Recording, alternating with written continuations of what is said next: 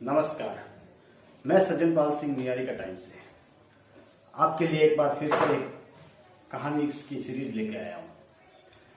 राजस्थान के अंदर वैसे तो वीरों और शूरवीरों की भूमि कहा जाता है, लेकिन राजस्थान को एक और चीज के लिए बिल्कुल जाना जाता है, डकैती के लिए, डकैतों के लिए।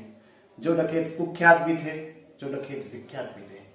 राजस्थान का भूभाग ऐसा बना हुआ है कि पश्चिमी राजस्थान और पूर्वी राजस्थान दोनों एक दूसरे के अपोजिट छोर पे, एक दूसरे के विपरीत छोर पे, दोनों जगह डाकू उस टाइम में बहुत पाए जाते थे। हालांकि कहते हैं कि चंबल इलाके में, बियड इलाके में आज भी डाकू पाए जाते हैं, पूर्वी राजस्थान, धौलपुर, भरतपुर उस इलाके में, लेकिन अब बहुत कम हो गया है। पश्चिमी राजस्थान में देश की आजादी के अगले 40-50 साल तक डाकू थे। 1990 के दौर में लगभग फिर डाकुओं ने या तो सरेंडर कर दिया था या कई डाकू मारे गए थे, और उनके बारे में कई अलग अलग कहानियां हैं। पश्चिमी राजस्थान में कई मशहूर डाकू हुए, जिनमें सबसे पहला नाम आता है जिसे हम पश्चिमी राजस्थान का रॉबिन हुड भी कहते हैं, ठाकुर बलवंत सिंह जी बाकासर। बलवंत सिंह जी बाकासर के अलावा भी पश्चिमी राजस्थान में ढेर सारे डाकू हुए, जिनमें एक बाबा ओमपुरी भी थे, एक डाकू सुजान सिंह भाटी भी थे जो कुख्यात डाकू हुआ करते थे, और एक और नाम है कर्णाराम भील का। कर्णाराम भील, भील राजस्थान की आदिवासी जाति जो अपने स्वाभिमान के लिए जानी जाती है। भील जाति स्वाभिमान के लिए सिर कटाने को भी तैयार है और सिर काटने को भी तैयार है। हमेशा भीलों की व्याख्या एक मार्शल कौम की तरह से की गई है। आप राजस्थान का कैसा भी इतिहास देखिए, कितना भी पुराना इतिहास देखिए, भीलों की एक अलग व्याख्या की गई है। लड़ाई में अरावल दस्ते में सबसे आगे रहने वाली कौम थी वो भील कौम थी। जैसलमेर के अंदर एक छोटे से गांव में जन्मे थे कर्णाराम। कर्णाराम शुरुआत में पशु प्रेमी थे, ऊंट, घोड़े, गायों से बहुत प्रेम करते थे। उस दौर में भारत के आजादी के अगले 20-30 साल में पाकिस्तान और भारत के बीच में सीमा तो तय हो चुकी थी, लेकिन फेंसिंग नहीं थी, तारबंदी नहीं हुआ करती थी। तब चोर, उचक्के, लुटेरे सिंध से भारत आते थे, पश्चिमी राजस्थान, जैसलमेर, बाड़मेर, बीकानेर की तरफ से छोटी मोटी लूट की वारदात करते थे, और यहाँ से हिंदुओं की गाय उठा के ले जाते थे, जो सिंध के सिंधी लोग थे। उन सिंधी लोगों को रोकने के लिए डाकू कर्णाराम ने एक मुहिम चलाई थी। उन सिंधियों को पकड़ पकड़ के उसने मारा था, भगाया था, पेड़ों से लटकाया भी था। ऐसी भी बातें कई बार कही जाती है। डाकू कर्णाराम भील अपनी दो चीजों के लिए विख्यात भी था और कुख्यात भी था। कर्णाराम विख्यात था अपनी लंबी मूंछों के लिए। कर्णाराम भील की मूंछें 6.5-7 फीट लंबी मूंछें थी, जो उस वक्त में Guinness of records world record का नामधारी था, वो कर्णाराम था। उनके नाम पे वर्ल्ड रिकॉर्ड हुआ करता था। दूसरा एक बात के लिए विख्यात थे कर्णाराम जी की, नड़ बजाया करते थे। एक कहावत है या फिर कैसी कल्पना है, हम इसकी पुष्टि नहीं करते, लेकिन कहा जाता है जैसलमेर क्षेत्र के लोगों द्वारा कि अफगानी युवती थी लाली, उसके प्रेम में दीवाने हो गए कर्णाराम। उसके बाद उन्होंने नड़ बजाना शुरू किया, फिर वो बाद में बहुत अच्छा नड़ बजाते थे। नड़ एक आपकी जानकारी के लिए बता दूं, पश्चिमी राजस्थान का एक वाद्य यंत्र है जो 2 या 3 फीट का होता है। आप नड़ वो 6-7 फीट वाला आता है, उसे न समझे।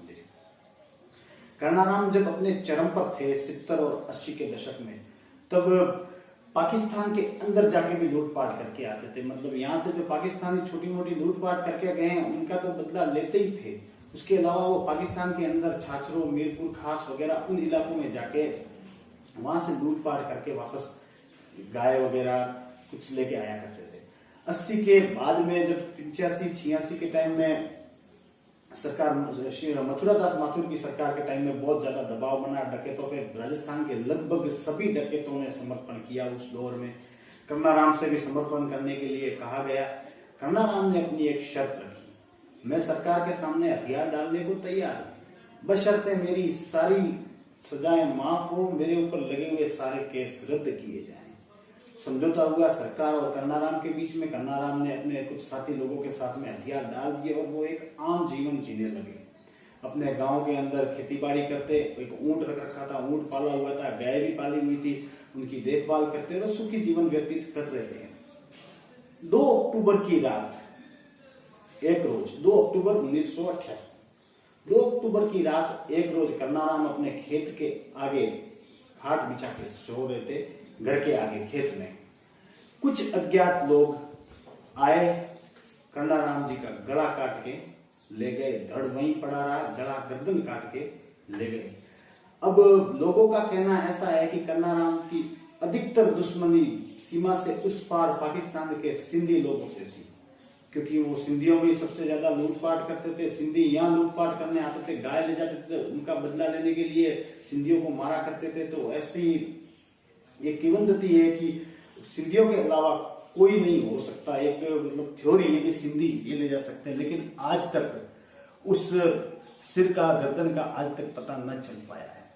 उस दौर में 2 अक्टूबर 1988 जिस रात की घटना है, कन्नाराम जी की गर्दन काट के सिंधी ले गए थे, उसके दूसरे दिन के बाद से इनके परिवार ने सरकार से एक धरना दिया था सरकार के सामने, और ये डिमांड रखी थी कि हिंदू रीति रिवाज के अनुसार आदमी का अंग संपूर्ण अंग हो तभी दाह संस्कार होता है और दाग लगता है, अग्नि लगती है। कुछ हिस्सा, धड़ अलग है, सिर अलग है, कुछ हिस्सा अगर मिसिंग हो, गायब हो, तो हिंदी रीति रिवाज के अनुसार दाह संस्कार करना भी गलत है और मनाही है।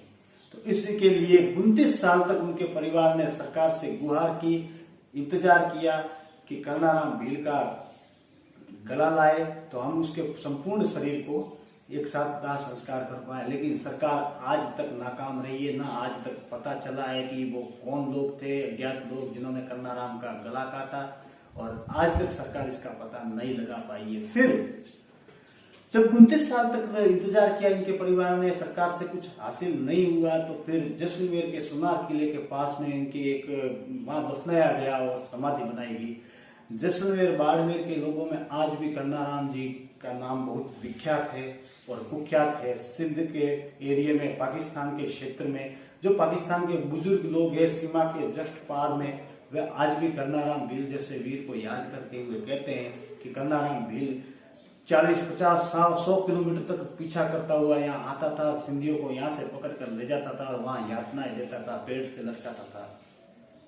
साथियों, जितनी हमारे पास जानकारी थी कन्नाराम भील के बारे में वो हमने सब आपके साथ में शेयर किए। हो सकता है कुछ मिसिंग हो तो आप अपने कमेंट बॉक्स में जरूर बताएं।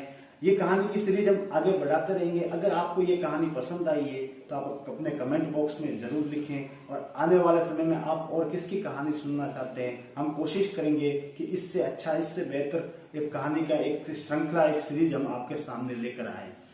मैं निहारिका टाइम्स से सजनपाल सिंह आपसे इजाजत लेता हूँ। धन्यवाद।